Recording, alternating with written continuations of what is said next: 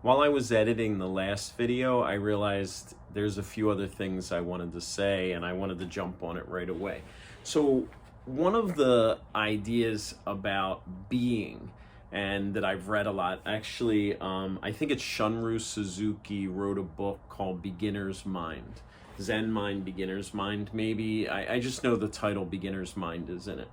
And one of the things he's talking about with Beginner's Mind is this sense of awe that we get as children, right? Like, children think everything is amazing. I saw a reel on Instagram, and the person was talking about how this kid was happy they were moving because the ceilings were lower, and then if his balloon like slipped out of his hand, it'd be easier to get. And he was like amazed by that and in all of that, and how we lose that as adults, right? Like, we love that about kids, how engrossed they are in the moment.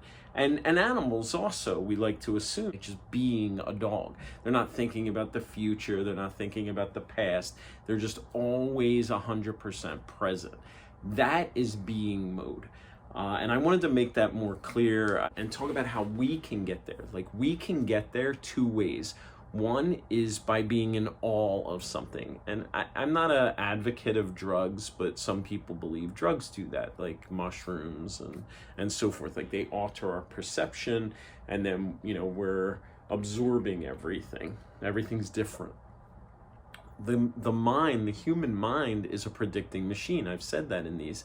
So we're always like, we know how things behave. Kids don't. Kids don't know how things behave. Dogs don't.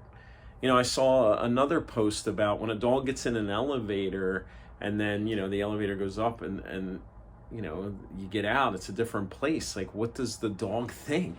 Like, we know we just went up a floor, right? But what does the dog know? The dog might think it's a whole new world, right? World changer, I think he called it in the post. So you get my point. Like, animals and children, they don't know what to expect from the world, so they're in awe a lot of the time.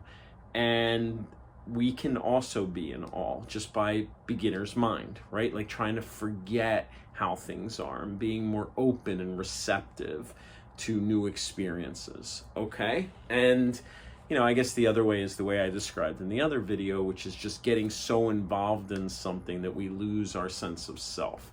Kids aren't self-conscious, right? But we are. Adults are.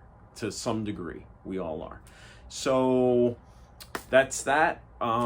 Keep trying being, and I'll come back with one more video at least on this topic and comparing the two, and when they might be appropriate, I guess.